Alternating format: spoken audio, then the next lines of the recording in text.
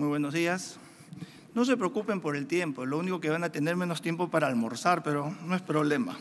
Continuando con el programa, quiero invitar al profesor, ¿dónde está el profesor? Profesor Henry Cohen, como moderador. Él es profesor de gastroenterología, secretario general de la Academia Nacional de Medicina, máster de la American Gastroenterology y past presidente de la Organización Mundial de Gastroenterología. Doctor, por favor.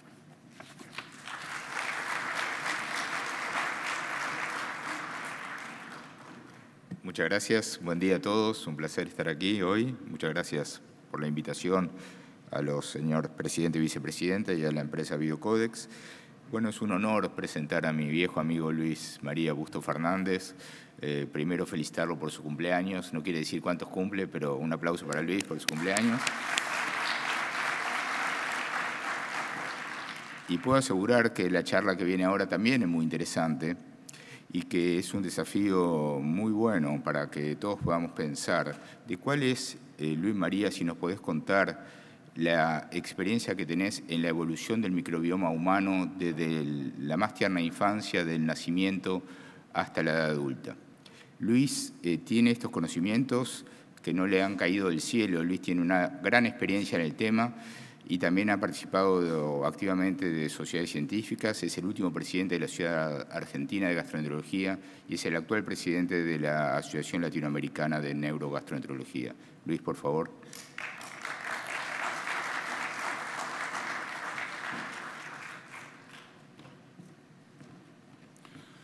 Bueno, buenos días a todos. Realmente para mí es un honor enorme poder participar en este escenario junto a mis otros disertantes, ¿no? Compartir y dar una conferencia luego de Francisco Warner es algo que casi para poner en el currículum en este momento.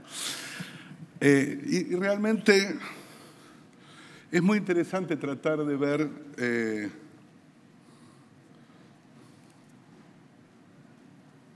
una historia, porque esto es un cuento que creo que nosotros vamos a tratar de ver, de estos ingredientes, este bebé que está naciendo junto con bacterias para tratar de ver cómo se pueden tratar de unir, para tratar de ir armando esta historia a través de la microbiota, de la simbiosis que nosotros tenemos en el intestino, que a partir de los conocimientos de la metagenómica, en la cual unen las bacterias con el huésped, se empieza a formar esto que podríamos llamar como un superorganismo, ¿no? Que supera claramente, como diría la teoría de la Gestalt, ¿no? Que el todo es mucho más que la suma de las partes. Y claramente este superorganismo que nosotros nos encontramos es el microbioma. Ahora, como se estaba planteando, nosotros en la vida comenzamos a tener un montón de elementos que empiezan a actuar, como la dieta, los distintos procesos inflamatorios, el medio ambiente, la presencia de xenometabolitos y obviamente el distinto tipo del fenotipo individual, y cada persona va tratando de forjar una microbiota individual y particular a partir de la simbiosis o la disbiosis y la posibilidad de la presencia de enfermedades intestinales. Entonces, en las distintas etapas de la vida, nosotros encontramos una primera etapa que es claramente inestable, y acá, como habíamos dicho, creo que la mayoría son pediatras y tienen una gran relación con esta inestabilidad, pero algo está pasando también y creo que le hemos dado poca importancia a la microbiota en la vejez y nosotros como médicos de adultos lo vemos y tiene que ver muchísimo con los elementos clínicos y una situación estable que sería en el adulto sano. Y me gusta poner esto que casi es como una huella dactilar, un fingerprint, en la cual cada uno de los sujetos tiene como una característica de microbiota particular y especial. Ahora, vamos a tratar de ir siguiendo un poco esta historia, ¿no? Tenemos esta relación o la simbiosis que existe entre la madre y el chico y históricamente se planteaba que en el nacimiento este neonato era estéril, totalmente estéril. Y esta es una duda que estamos teniendo acá porque solamente se planteaban que la presencia de bacterias en el líquido amniótico estaba causada para producir infecciones, o sea que uníamos esta unión con la microbiota para enfermedades específicas. Pero acá se ha comenzado a tener, a través de distintos tipos de nuevos estudios, se demostró que hay microorganismos presentes en la placenta, en el líquido amniótico y en el cordón umbilical, lo mismo que en el meconio. O sea que pareciera ser que la microbiota específica del neonato ya se estaba formando previamente en forma intrauterina. Entonces, pensamos que más allá de esto que ya viene dentro del origen del útero, al nacer el niño es colonizado por bacterias que se originan principalmente por el medio ambiente y por la madre. Y a través de esto vamos a encontrar este tipo de ecosistema intestinal, que es un proceso continuo, que es afectado por factores tanto endógenos como exógenos y que se va continuando en las distintas etapas de la vida. Entonces, hay factores que claramente son influyentes a partir de la madre y hay factores que van a influir dentro de la microbiota intestinal del niño. Y dentro de la madre tiene, por ejemplo, lo que va pasando en el embarazo, las variaciones de peso, la exposición a los antibióticos, las distintas condiciones sociales y de higiene, la leche materna alta en grasas, bacterias en el líquido amniótico, como habíamos dicho, el cigarrillo, por ejemplo, en el embarazo, anormalidades metabólicas gestacionales, y en el niño aparecen los distintos tipos de elementos, modalidades de suministro de alimentación, la terapia intensiva, si el niño ha tenido conflictos determinados, exposición a antibióticos, peso al nacer, periodo gestacional, y se va creando, por lo tanto, esta simbiosis entre la madre y el hijo. La colonización en el infante claramente depende de dos factores fundamentales, que es determinar el tipo de alimentación en el infante, leche materna, leche de fórmula, duración de la lactancia, cuándo se produce el destete, y otros factores como pueden llegar a ser la microbiota del tracto genital femenino, si el parto es vaginal o cesárea, composición sanitaria y el tipo de alimentación. Entonces, cuando nosotros tenemos un parto natural, la microbiota se empieza a unir entre una microbiota, como habíamos dicho, del adulto, altamente diferenciada, como es la de la madre, con una microbiota altamente no especializada, como es la del niño. Y la presencia no solo de la microbiota intestinal, sino la microbiota vaginal de la madre, la cual principalmente son lactobacilos. En cambio, la madre empieza a aparecer Escherichia coli, Klebsiella, Enterobacter, etcétera, etcétera. O sea que se empieza a producir esto que nosotros llamamos simbiosis a partir de lo que está relacionado entre la madre y el niño, principalmente cuando el parto es natural. Ahora, cuando el parto es por cesárea, empiezan a intervenir otros factores. Los bebés nacidos en cesárea presentan una microbiota no necesariamente inducida por la madre. Y empiezan a aparecer ecosistemas de la piel, lo que empieza a pasar con los trabajadores de la salud, contacto con partos, médicos, quirúrgicos, etcétera, y por lo tanto la interacción con el medio ambiente empieza a causar en el recién nacido la adquisición de un distinto ecosistema con una marcada ecología ambiental. O sea, de esta relación tan simbiótica entre la madre y el hijo, empiezan a aparecer en el parto por cesárea distintos elementos que van a crear una microbiota distinta.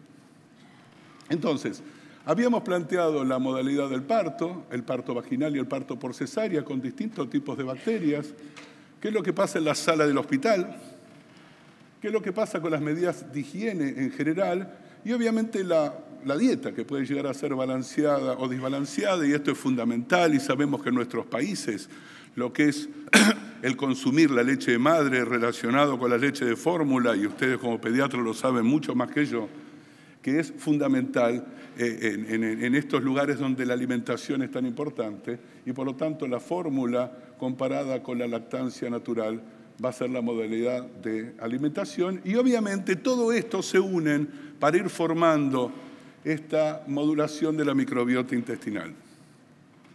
Entonces, como había mostrado Francisco recién, se va formando esta microbiota a partir de principalmente los firmicutes, los bacteroidetes y actinobacterias y proteobacterias que obviamente tienen distinta concentración cuando estamos hablando de estos distintos elementos que intervinieron en alimentación y en el tipo del parto.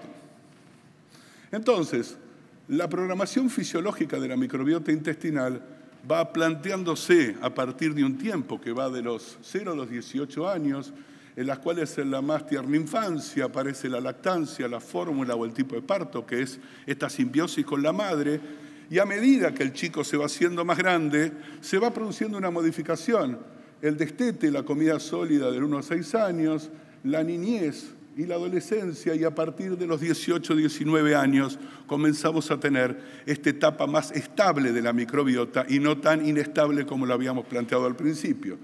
Y empieza a haber esta comunicación entre la microbiota intestinal y el niño huésped con los distintos tipos de elementos que pueden intervenir en enfermedades, como enfermedades metabólicas, almacenamiento de energía, función inmunológica, la integridad de la barrera intestinal, que es tan importante, el sistema nervioso autónomo y los procesos del huésped, como habíamos dicho, proliferación de células epiteliales, motilidad intestinal, etcétera, etcétera.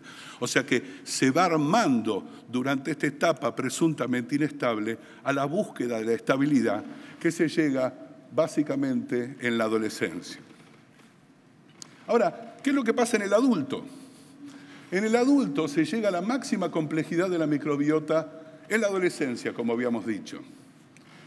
Gradual incremento de la diversidad filogenética durante la adultez, o sea que hay otra palabra que creo que es muy importante, que es diversidad, y que creo que tiene que ver también con los distintos lugares del mundo, los distintos tipos de microbiota, y se va formando esta estabilidad, como habíamos dicho, a partir de la diversidad.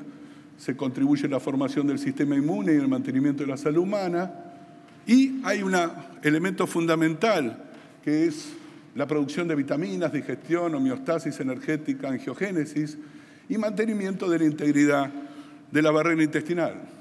Ahora, hay alteraciones que pueden llegar a tener el adulto y se modifican. La imagen de Maradona creo que ha cambiado tantas veces en la historia de él mismo que vaya a saber si esto tiene que ver o no con su microbiota. Puede llegar a ser. A pesar de que creo que él le ha puesto sal y pimienta de otros elementos más allá de la microbiota. Pero se altera en varios estados, como la obesidad, la enfermedad inflamatoria, el intestino irritable, la respuesta a los antibióticos, depende de los individuos si es influenciada por la exposición previa a los mismos y el tipo de ellos. Y vamos a tratar de buscar esto que llamamos microbiota intestinal tipo adulto, para tratar de mantener estabilidad o homeostasis en ausencia de estresores ecológicos significativos. Entonces, como habíamos planteado también, los bacteroides y los firmicutes representan el 90% de la microbiota humana del adulto, y luego se encuentran los proteobacterias y las actinobacterias principalmente, que es, vuelvo a repetir, una búsqueda a partir de la niñez, buscando la estabilidad dentro de esta microbiota. Ahora, ¿qué es lo que pasa en el anciano si seguimos avanzando en el tiempo? En la ancianidad, que claramente hay un elemento fundamental, creo yo, que es la disminución del sistema inmune, en la cual el sujeto se hace más vulnerable ante infecciones comunes. Es influenciada por factores externos y ahí empezamos a tener mala nutrición, alteración del gusto y olfato, dificultades en la deglución y en la masticación. Son todos factores que intervienen para que la relación del adulto con la dieta sea totalmente distinta de lo que pasa en la infancia. Las dietas nutricionalmente están desbalanceadas, empieza a aparecer la gastritis atrófica, alteraciones en la absorción de calcio, hierro, vitamina B12 y alteraciones de la motilidad y obviamente a partir de eso modificaciones de la fermentación bacteriana. Entonces, en el anciano muchas veces empezamos a comprender una palabra que decíamos, el estado inflamógeno, que hay un desbalance claramente del estado proinflamatorio con el antiinflamatorio, y empieza a aparecer esta palabrita que para los que trabajamos en patología funcional digestiva nos gusta cada vez más, que es la inflamación de bajo grado, que empieza a explicar un poco algunos elementos fisiopatológicos, que los diferenciábamos de la imagen de la inflamación que tienen las enfermedades inflamatorias. Y esto es un desbalance entre este estado proinflamatorio y antiinflamatorio de este estado inflamógeno, disminución de la activación de linfocitos T, falta de generación de nuevos linfocitos, reducción de la actividad de las células killer, aumento de citoquinas proinflamatorias, y empieza a aparecer enfermedades que se dan en la adultez y que cada vez se lo relaciona más con la presencia de alteraciones de la microbiota, como el cáncer, Alzheimer, aterosclerosis, osteoartritis, la resistencia a la insulina y obviamente todas las enfermedades metabólicas que se relacionan con esto, obviamente diabetes, obesidad, etcétera, etcétera. Y el síndrome metabólico, que es otro elemento tan fundamental dentro de las enfermedades del adulto y que cada vez se los relaciona más con la presencia de la microbiota. Entonces, el anciano produce claramente evidencias del rol con la microbiota intestinal y nos empezamos a llevar mal con la comida y hasta nos podemos desmayar en relación a esto porque se discute acerca de la abundancia en el anciano de familias como los firmicutes y bacteroidetes, alta proporción de bacteroidetes en reducción de la estabilización del microbioma, gran reducción de la diversidad, vuelvo a repetir, de lo que habíamos dicho que en la edad estable de la adultez tiene que ver con la diversidad, disminuye esto. Fluctuaciones ambientales, disminución de los microorganismos beneficiosos, incremento de las bacterias anaerobias facultativas, disminución de los ácidos grasos cadena corta, aumento de la susceptibilidad a infecciones, principalmente Clostridium difficile. O sea, todo esto se empieza a relacionar y esto es lo que pasa con la adultez. Por lo tanto, ¿qué es lo que nosotros tendríamos que hacer? Entonces, tratar de plantear 3 etapas en esta historia. 1, definición de cuál sería la microbiota sana en edades extremas y, como habíamos dicho, leche materna sana, bebé a término, parto vaginal, o recién nacido pretérmino, cesárea, leche de fórmula, adulto joven, sano, o el anciano, es el balance que uno tiene que tratar de ver o plantear. El segundo paso es identificar objetivos para la intervención. ¿Qué es lo que nosotros nos interesaría modificar? A nivel intestinal, microbiota, sistema inmunológico, integridad de la barrera. Elementos extraintestinales, como por ahí vamos a hablar un poquitito a la tarde, la relación del eje cerebro-intestinal, cogniciones, función endocrina, nutrición, identificación de objetivos de intervención. Y para tratar de buscar esta mejoría funcional, claramente tendremos que tratar de pensar en la intervención que sería a través de prebióticos, en la dieta principalmente, probióticos y alimentos funcionales. Y por lo tanto, y me gusta mucho terminar las charlas con una diapositiva, en las cuales está el alumno que le pregunta al maestro, las preguntas del examen final de este año son las mismas que las del año pasado. Y el maestro, que tiene un aire conocido seguramente para todos ustedes, contesta, las preguntas son las mismas, los que cambian son las respuestas. O sea que nosotros tenemos que tratar de pensar claramente que seguramente por ahí el año que viene nos juntamos y como había dicho Francisco Warner, estamos en la edad de piedra y seguramente lo que digamos hoy, el año que viene por ahí vamos a decir un concepto totalmente distinto, pero la mente tiene que estar totalmente abierta para tratar de ampliar y llegar a una conclusión más definitiva. Muchas gracias.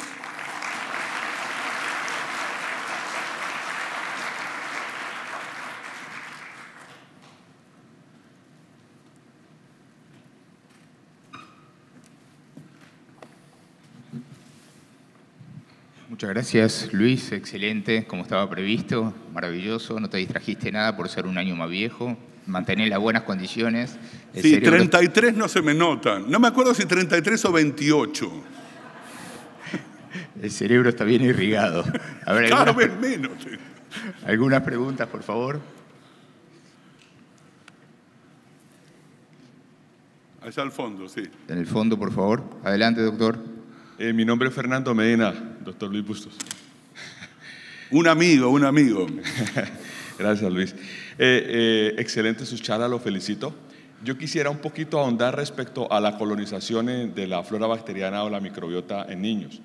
Tessier tiene el concepto de que nosotros somos colonizados en el momento del parto por vía vaginal o por cesárea. Sin embargo, como comentábamos anoche, la colonización es minoritaria. Sí hay una colonización, pero no es la gran cantidad. Y la más importante fuente de colonización es la leche materna, donde alcanzamos por 800 centímetros cúbicos más de 10 a la 14 unidades de formadoras de colonia y es una colonización continua. Cada 3 horas le están dando seno materno. Pero entonces viene la pregunta, ¿de dónde sale la flora bacteriana intestinal, la flora bacteriana que está en el seno materno al bebé? Y la respuesta es muy sencilla. Hace 6, 7 años empezaron a descubrir que la flora bacteriana intestinal de la leche materna viene de la flora bacteriana o de la microbiota de la mamá. Y la vía es una vía enteromamaria, o sea, hace un camino muy largo. Hay unas células dendríticas que están entre los enterocitos, captan las células vivas que están en el lumen intestinal, entran a la sangre y se ha descubierto que hay hasta 700 diferentes especies de microbiota dentro de la sangre, camina dentro de nuestro organismo, pasa por el tejido respiratorio, pasa por lágrimas y llega a la leche, el seno materno, y ahí es cuando empieza a colonizar la parte del colon del bebé. Más o menos la idea de la colonización actualmente como se está haciendo. Muchas gracias. No, gracias. Y, bueno, un comentario. Muy interesante el comentario de un especialista conocido en Latinoamérica. ¿Alguna pregunta? Yo tengo una pregunta, pero es difícil. Estoy preparado. No la preparamos antes, pero es difícil, pero se me ocurrió mientras hablabas. Sí. Yo no soy gastroenterólogo de adultos, pero hemos escuchado hablar mucho de la enterocolitis necrotizante, que se da más en niños que nacen por cesárea, que los probióticos pueden ser efectivos para el tratamiento o para prevenirla. Y también sabemos, como tú bien dijiste, que en el adulto mayor tenemos problemas, aparecen enfermedades que hoy en día podrían estar relacionadas con los probióticos, tipo demencias, Alzheimer. Pero en el terreno digestivo, que es el que yo manejo, aparecen también situaciones como, por ejemplo, disminución del riego sanguíneo a nivel esplácnico, por ejemplo, que lleva al extremo del infarto intestino mesentérico. ¿Qué tiene que ver en esa disminución, en esa pobreza relativa de irrigación con la masa del microbioma a nivel intestinal? Si es que tiene algo que ver o si sabes. Si no, le preguntamos a Pancho igual. Seguro. Uno pensaría, obviamente que estoy hablando sin experiencia específica y por ahí la experiencia de Francisco puede ser muy buena, que la isquemia y la permeabilidad creo que van muy de la mano y las modificaciones que se pueden llegar a producir y los modelos, muchas veces en enfermedad inflamatoria, el daño que se hace de sección anastomosis. El doctor, amigo común, Juancho de Paula, ha trabajado mucho en este tema y se produce una alteración clara de la permeabilidad intestinal y seguramente la relación con la microbiota debe ser muy distinta en los pacientes que tienen una isquemia. Francisco, no sé si...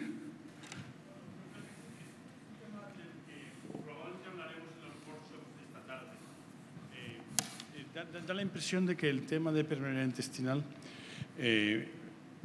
no afecta tanto al colon, porque el colon tiene una pared muy gruesa. Es muy difícil que pasen a través del colon bacterias o productos de gran tamaño, a no ser que hayan lesiones. En la colitis ulcerosa, en situaciones donde hay discontinuidad, sí. Pero en cambio, el gran problema es el intestino delgado distal. Yo creo que este es el campo de batalla donde a lo mejor vamos a entender más el leaky gut y el inflammaging. Creo que también el campo de batalla es el intestino delgado distal. Creo que es uno de los temas para el simposium de esta tarde. Un aplauso para el doctor Bustos, el doctor Cohen. Muchas gracias, Henry, por este dúo dinámico que acabamos de ver. Muchísimas gracias. Sin lugar a dudas, lo de los temas de la tarde van a ser muy interesantes, porque yo tengo la impresión, doctor Warner, que la ruptura de la barrera epitelial intestinal, que es algo muy interesante, que no es solamente una función mecánica, sino múltiple, influye cuando manda mensajes a través de las células enterocromafines y se va al sistema nervioso central.